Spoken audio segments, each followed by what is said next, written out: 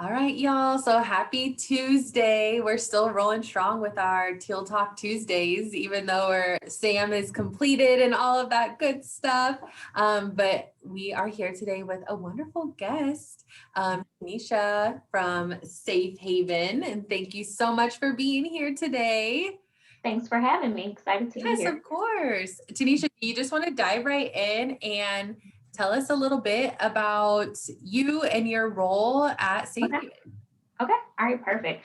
So I am Tanisha Pope Potts. I am the Director of Supportive Services with Safe Haven. I have been with Safe Haven for almost 4 years. I am a LCSW, a licensed clinical social worker, and a board approved supervisor. So my role at Safe Haven is I oversee the therapists in our resource centers. So Safe Haven has two resource centers, one in Arlington and one in Fort Worth. So basically, that means domestic violence victims who do not reside in our shelters, who have their own housing status, they basically come in for our services. So that is one portion. The other portion is I oversee the non-residential case managers as well.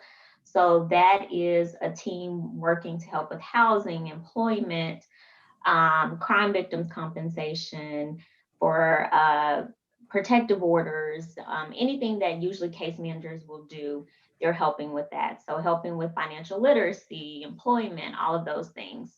So we are a team of about a little over 20. So it's a pretty big team. And we're located at both locations. So that's basically what we do. And also crisis interventionist. So in order to get like enrolled in our services, you have to have an intake, of course. That's where we kind of do a danger assessment. We look at the risk for homicide. We safety plan, discuss all of the resources that we have available, and then what the client chooses to engage in. We just kind of go from there and get them engaged in whatever service they want with us. And Tanisha, can you tell us a little bit for like price? How much would it cost for a student seeking support services with y'all? Nothing. It is free. Yay. Our services are free for Tarrant County residents. So definitely, unfortunately, we know mental health services can be expensive. There could be co-pays, office visits, there's deductibles. So our clients do not have to worry about that whatsoever. So no matter if it is our legal services, no matter if it is our counseling services, our shelter, our housing, or case management, all of it is free. That's the great thing. Yeah, That's that's awesome. awesome. It's so needed because yeah, absolutely. And especially for students, they whenever coming across financial barriers, it can be Yes, really a hindrance to growth in general. And so I'm so glad to absolutely. hear that. Absolutely, absolutely. You're there pursuing higher education, and there's tuition, there's room and board, there's so many things to worry about. There's books. So it's really helpful to not have to worry about that part. For sure. Are y'all back in doing in-person services or what does that look like for y'all right now? It just depends on the circumstances and the situation. Most of our services are still being held virtually. However, due to different barriers or different challenges, we will make accommodations if there are clients who just really need to come in and see us just because it's not safe. But primarily, we are offering virtual services. So we do have video platforms that we use. Zoom is one of them, like we use for groups. DocsMe is another popular one that a lot of mental health professionals are using right now. So we definitely have platforms in place that are going to make sure we keep the confidentiality of our clients, follow HIPAA, follow all of those different guidelines, follow VAWA, because that's another thing that we have to follow as well, being a family violence provider. So we definitely have done our research to try to protect the safety of our clients as much as possible. But also we may have clients who may not have those resources, who may not have the internet capacity. So we will offer a phone as well, where we definitely just want to meet the client where they are. And there's already so many barriers that they're experiencing dealing with domestic violence. We don't want to place any more barriers in front of them. Mhm. It sounds like you'll like at the center of the services you're providing is really just being so client centered and Yeah. sure you're meeting them where they are, which is so appreciated. Absolutely, absolutely. Yes, we have a motto where we say start by believing. Just because it takes a lot of courage to be vulnerable and to tell someone the things that you've experienced behind closed doors. Those are very intimate details. So we definitely just want to make sure we just continue to have that safe space for our clients. So, love that. And I know you kind of spoke to kind of even your educational background, how you ended up where you are. Mhm. What were you always at a domestic violence shelter, or did you kind of work with different populations and you found that this is just like a population you're passionate about? What Yeah. did that kind of look like for you? Explain. Yes, yes. So I initially started off being like in the outpatient and inpatient hospitals. That's primarily where I started. So that's a very fast-paced environment, sometimes very short term. And so I got to a point in my career where I wanted to kind of follow clients through the process, where that is kind of focused on stabilization, is trying to get them focused on the next tier. So I wanted to follow clients a little bit longer. And so that led me to work with child survivors of abuse. And so it was while I was working with that population that I started working with parents who were victims of domestic violence themselves, and their children had witnessed it. Just because we know there sometimes could be that correlation where there's abuse in the home between with the child, and then there's abuse for that parent when it comes to intimate partner violence. So that's what struck or striked that interest and just wanting to learn more. And so that led me to Safe Haven. And so I love it, love what I do. And so primarily just working with victims of trauma. Just trauma is something that really intrigues me, and really motivates me to just kind of keep going, just because unfortunately there's so many different traumas we can be exposed to. So just helping individuals through that healing process, and learn to cope and to just let them know that there's hope, and that they can get through it. They can get through it, in regards to learning to cope. Yeah, and that's like perfect segue into our next question. Like, what is one thing, just because your career has been so diverse, specifically your 4 years at Mhm. Safe, what's one thing that like is a staple that you think back of, like, oh, that was a really good moment for me? Yeah. Tell us a little bit what comes to mind when you hear that question. We are at Safe Haven, we're really about community, because we cannot do it all. It's not, Safe Haven cannot stop it all in Tarrant County. We need the help of everyone to help us with this issue. So I think those would be like the really important moments when we have a program called the Domestic Violence High Risk Team. And so when we have different entities in a room, when we have, the DA's office, when we have JPS, or we have us, and we're all talking about what can we do to help keep this person alive. Those are those moments to celebrate, because going back to social work, it's a system, right? And so we all just want to work together. And I think that's when we see the system, and when we can recognize, like, not one person can fix anything. It's just impossible. It has to be a group or a collaborative effort. So when we see all of those entities, we're working together, we have the same agenda. Yes, we may go by that agenda in different ways because of what we do, but when we see it working, those are like those great moments. And then also everyone who works at Safe Haven, we all do something different. We all have different, areas that we specialize in. So when we can see a client in a shelter and they're fleeing for safety, they have nowhere to go, no support system. They get into our housing program, they go through counseling, and then we're able to see them sustain a healthy life for themselves where they're free from domestic violence, they have a job, they're able to provide for themselves, and they have that independence. That is when we're like, that's just a great feeling, just because we've seen them work through the system, and we see this whole other person where they're confident and they have self-esteem, and they're like, I can do this, I don't have to depend on my ex-partner for this. which may be one reason why they chose to stay in that relationship. So that's what's very helpful. I love that so much. I love to just your starting off with, and I'm a social worker as well, so social work.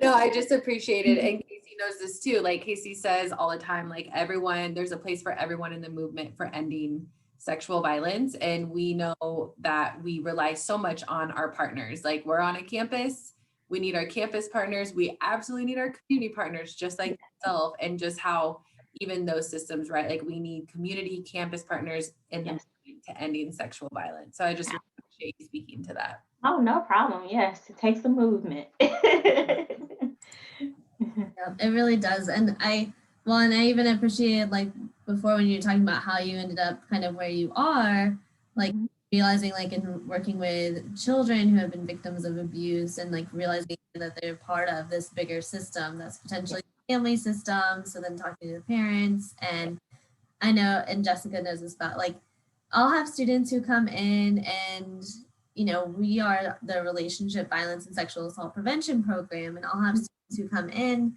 sometimes that are like, well, I don't know if I should be in your office talking to you about this because I don't know if like it's severe enough, like if I qualify for services. And it's like, yeah, you absolutely do, because regardless of if it was you witnessed it, if it's you experienced it directly, like we know that relationship violence has that ripple effect. And so always trying to make clear, like, no, absolutely, you deserve the support. Come in here to talk about whatever Yes, that you're experiencing. absolutely. Absolutely. You're so right.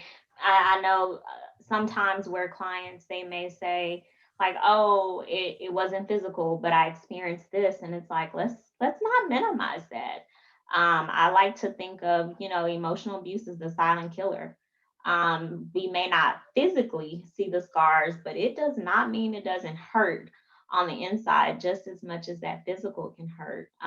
So unfortunately, there's, so many different types of abuse. We're talking about physical, we're talking about sexual, financial, spiritual. There's stalking. I love technology, can't do without it. But unfortunately, for those who are in a violent relationship, technology can be their worst nightmare, just because it's easy access for someone to keep track of their partner, to blackmail their partner, or different ways to make it hard for them to flee from that violence.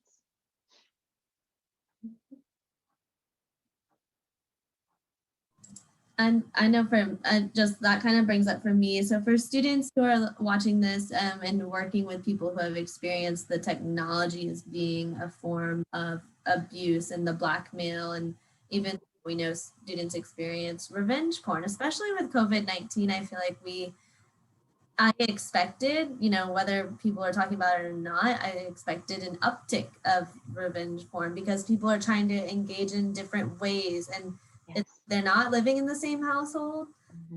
Okay, well, now I expect you to send me nudes because I can't see you. Absolutely. The shift in expectations there. What would you say are like maybe some technology safety tips you would recommend to students? Okay. So there are a couple. Sometimes I would definitely say if anyone feels like they're experiencing it, to please give us a call so that way we can make sure it's an individualized safety plan. So that way we can like tailor it towards your situation or circumstance specifically. But one thing is sometimes we know who you're friends with. That is definitely one thing. Know who follows you, especially if you have a partner who is stalking you. You have concerns about them knowing about your whereabouts. Know who follows you, just because they can receive information through those individuals. Also, be careful where you're tagged. If you are somewhere at a restaurant, or if you're out with friends and you take a picture and you are tagged, and or if they are friends with someone who you're friends with but they tag you, they now have access to exactly where you are. So one thing could be is to, if you post a picture, post it after the fact. You're no longer there, you're in a different location. So that way, if that person chooses to show up, you're no longer there. Also be mindful. Our phones have GPS devices. And we have seen there have been plenty of moments and times where in situations where there's an accident or there's a dangerous situation, it's very helpful for our loved ones to know where we are. However, someone is using that to malicious intent or really does not have a good motive with using it, they now have access to know exactly where you are. So I'm an iPhone user, not a Droid user, but I'm an iPhone user. So find your iPhone. If you have a partner who's aware of that password and that username, only thing they have to do is log in and they know your exact location. So be mindful of that. Also, just be mindful of what you send to people.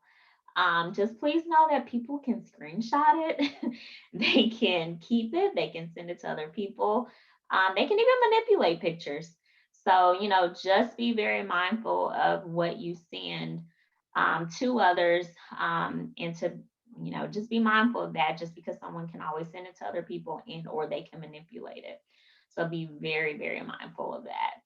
And then just be, let's see, I talked about tagging, GPS systems, and sometimes, and this isn't always, the choice that you want to make. Sometimes we may have to get off of social media for a little while. Sometimes we may have to take a break from it, especially if we feel like it's causing more harm than good. I talk about that too, just from a mental health standpoint. Sometimes we need a break from social media, especially if we're listening or seeing the same things over and over and over and over. And so I would definitely say if you feel like you're following someone and they may be tagging things tagging you in things that may not be the best scenarios, but you're keeping it, how's that impacting you? How's that impacting your mental health, having to see that day after day after day? So really to kind of weigh the pros and cons, like, is that really worth it? How is that impacting you? How is that benefiting you? Oh, those key questions at the end. I love it. I think you're definitely streaming from like that mental health point of like disconnecting. My best friend's done like I think she's on like going on 2 months of no social media. And she's like, I feel so good. Yes, And yes. I'm just not there yet. I know that I need to disconnect. So I appreciate you. I feel like you're like my universe kind of coming full circle right from Tanisha that I'm supposed to be doing. Yes. Yeah.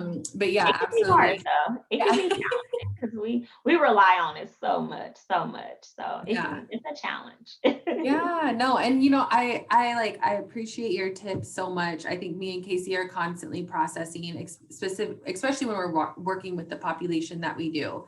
The Mhm. adults coming into their bodies, learning how to navigate relationships because K through 12 sex education fails our youth time and time again.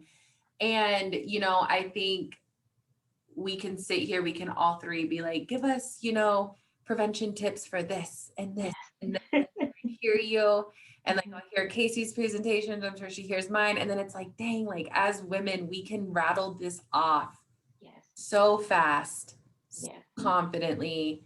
And it's just still that reality of like, this is the world that we live in. Yes, it is. Yes. Like, and it's, I was listening to you and I'm like, yep, great tip. She's, checking this box, and gosh, it's just still that reality of like, this is Absolutely. that we live in and this is how Yeah, we it is. And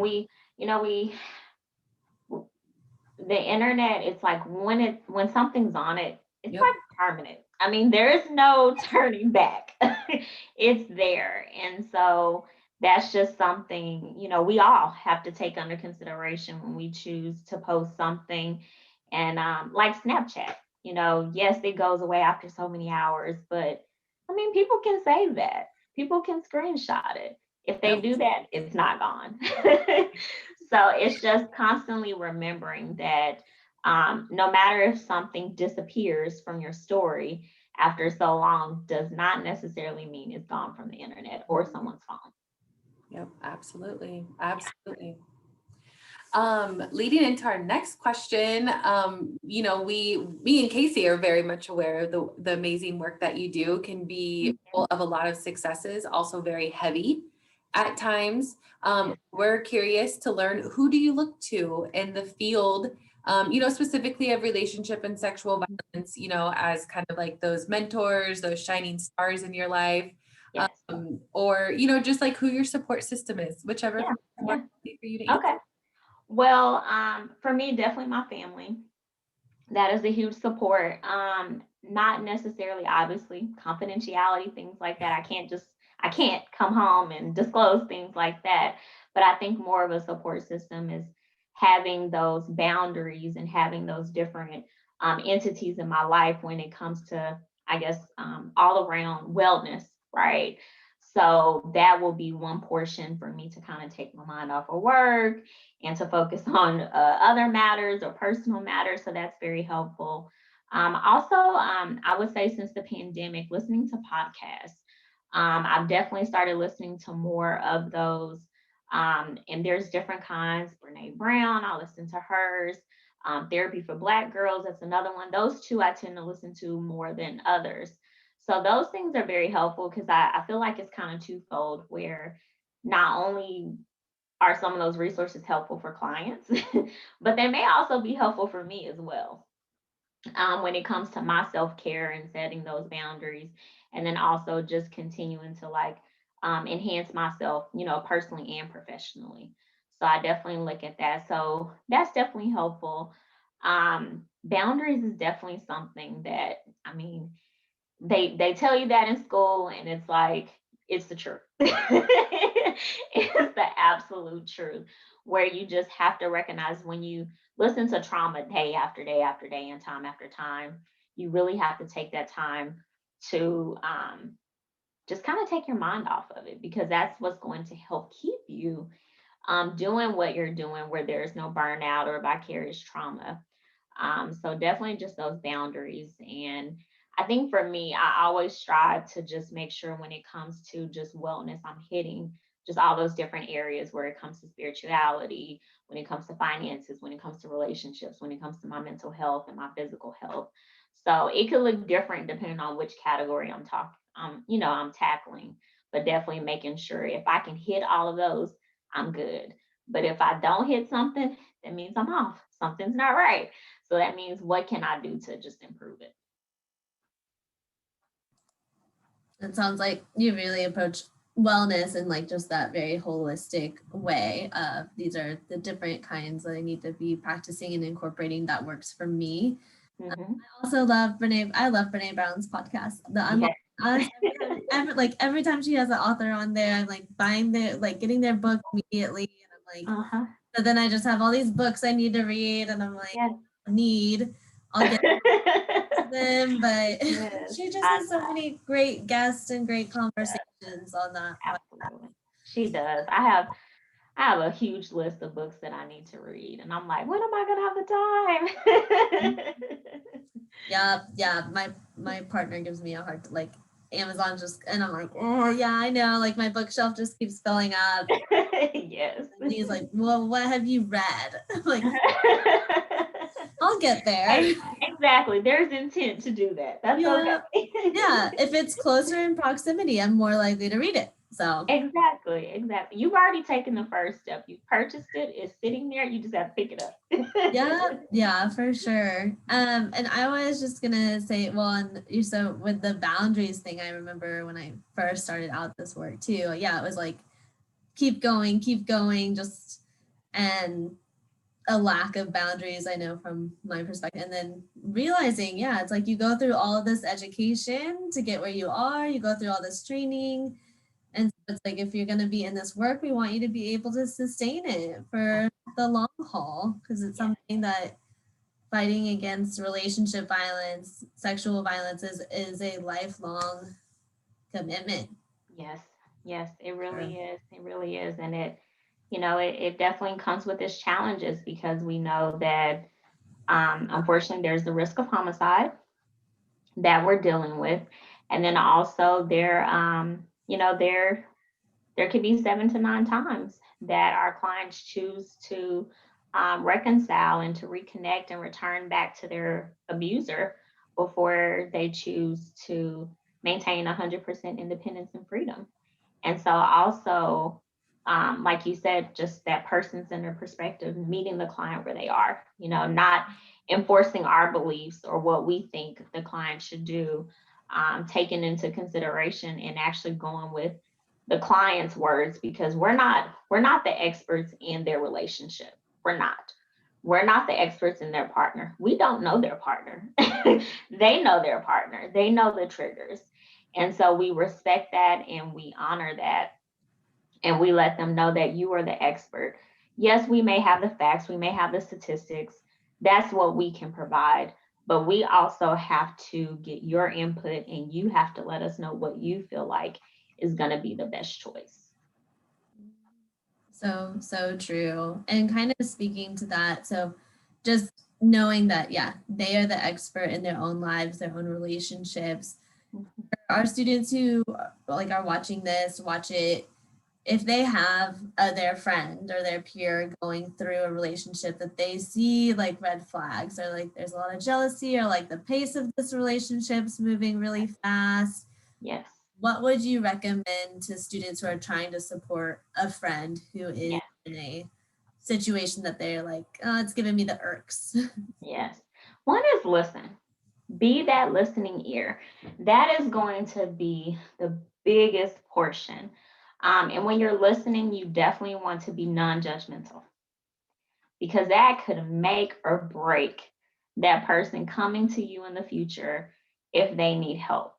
So you definitely want to be non-judgmental. Another thing is, please do not just say, just leave. It's this easy. It is not. It is not, because unfortunately, the risk of homicide increases after leaving the relationship. Okay. It's more dangerous to leave the relationship. So we definitely do not want to rush. We definitely don't want to not think about the potential dangers that could potentially exist if someone makes the choice to leave this relationship or leave the home. So we definitely want to make sure that that person feels prepared, that they've safety planned, and that they are aware of what could potentially be the risk to determine what they feel like is going to be the best choice for them. And then I will just also say, to be mindful that this is a relationship. Be mindful that there's love in this relationship, and that this person, that their partner that's abusing them, isn't always abusive. There are happy moments, or there may still be those memories of the beginning of the relationship when everything was great. They could be in the honeymoon phase when we talk about the cycle of violence. So definitely keep that in mind, that it's not an easy choice for this person. There could be children involved. There could be 25, 30 years that's been invested in this relationship. So it's definitely not something that someone can just kind of just shake off and move away from. So just be mindful of that as you're listening and being that support system for that person. And that's why it's very important to not judge them, because if they do choose to return to that relationship and they feel like you judge them, they may not come back and tell you, or they're not going to tell you they're returning to that relationship. So I think if you appear in that way, they know if they need to reach out for help, they know exactly who to go to.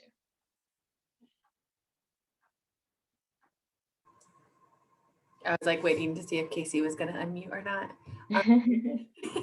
No, I love that so much. I think too, like I was saying earlier, given the age demographic that we serve, it's just coming into relationships, but then really loving a friend that's not in the healthiest, technically me and Casey have been starting to say violent versus non-violent relationship, right?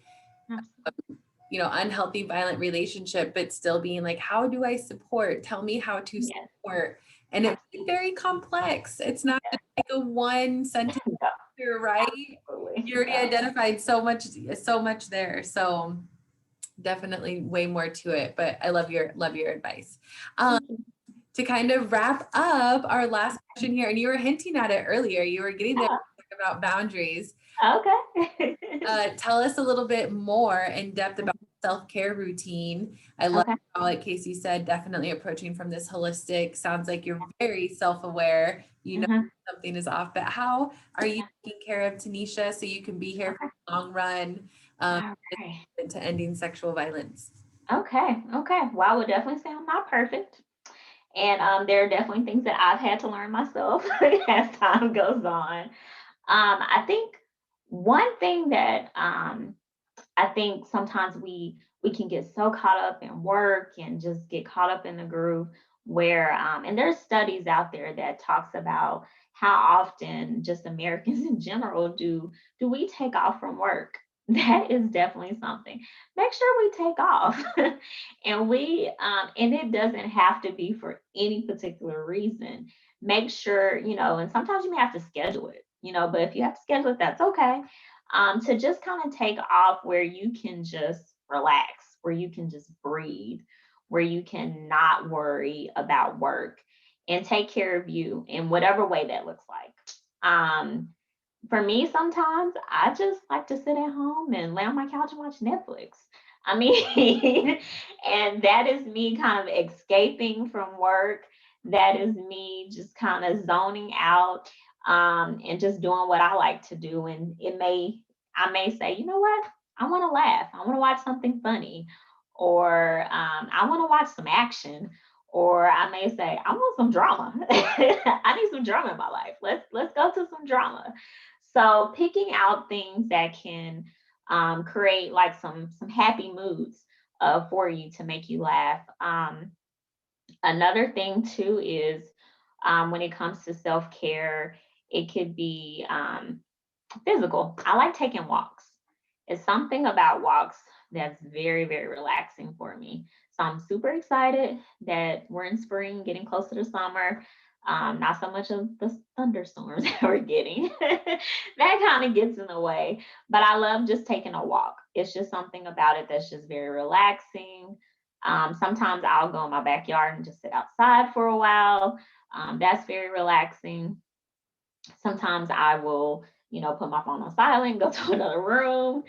So I don't have any notification. Well, I'm not aware that the notifications are popping up. So that's very helpful. Sometimes just leaving work at work. That's probably another thing. And that's not easy. I'm not saying it's just like a light switch that you just turn on and turn off. It's not like that at all. But sometimes we have to leave work at work in order for us to be our best versions of ourselves outside of work. So, whatever way that looks for you, when I'm off from work, I turn off my email notifications. So that way I'm not aware. Can I just click the icon and it'll tell me? Absolutely. But I'm not like on my phone, like, oh gosh, I have a work email, I have to answer it. So those are just different ways that I use to kind of take care of myself, to kind of place those boundaries, because in this profession, in order to keep going, you do have to utilize self-care and be effective in it too. Absolutely. I have to ask, are you watching anything good? Do you have any good recommendations for us on Netflix? Oh, but what did I haven't finished it, but I was watching, is it like Jenny in Georgia? Oh yeah. I started watching that one, and then I watched oh goodness, the Bridgerton. What is that one? Oh, okay. I haven't seen I one can't think of yet. the name of it, but I watched that during the holidays. Yeah. I streamed that one, and that one was pretty good. So Nice. those are two that was one I watched over the holidays, and this is one that I like just started. Yeah, Because it looked like comedy, and I was just like, I want to laugh. Let's see what this is about. That's a good one too. It is good. A little Is it pretty good? Okay. Yeah, you'll like it. Okay. Good. I know sometimes you get nervous because you're like, is it going to come back? Especially if you get really, really into it. Oh yeah. And you're like, if you find out it's canceled, you're like, no. Devastation. Yes, yes. But Netflix has been very, very helpful during this pandemic. Yeah. It's gotten Yes, me through many days. absolutely, absolutely. Yes. And HBO Max, they're adding a lot of good Yes. movies on there too. So HBO Max, I'm watching Mayor of Easttown for the drama. It's I haven't watched that one. really good. Watch So that far. one. Lots I of know twists and turns. lots of twists and turns. I know I watched, it was a short series. I can't think of the name, with Nicole Kidman in it. The Undoing? Yes, yes, that was really, really good. That was Yeah. And I always am so curious to see how media representation of people in the clinical field on so I am always just curious, like when she's a counselor, I'm like, oh, like how are they gonna, because yes. some of the counselors I'm just so concerned about. Absolutely. Like what is happening? Yes, I either get really, really upset because I'm like, that's not true. That's not how it works. They're breaking this. That's not a good representation. Yep. For sure. Yes, yes. Well, thank you so much for spending your afternoon with us, and so nice to be able to put a face with the name. Yeah, no, great. It was great speaking with the both of you. So thank you for having me, and I enjoyed it. And definitely, if there's any resources you all need, we are Safe Haven of Tarrant County. So you can definitely find us on all the social media outlets. And then also our main page, Safe Haven TC, that stands for TarrantCounty.org. Yeah, and hopefully we'll see y'all on campus this fall semester because we'll be our norm here. So you'll definitely be getting our invites to come out and hang out with us and all that good stuff. Perfect. Well, looking forward to it. You all take care. Have a good one. Thank you, Tanisha. Too. Bye-bye. Bye.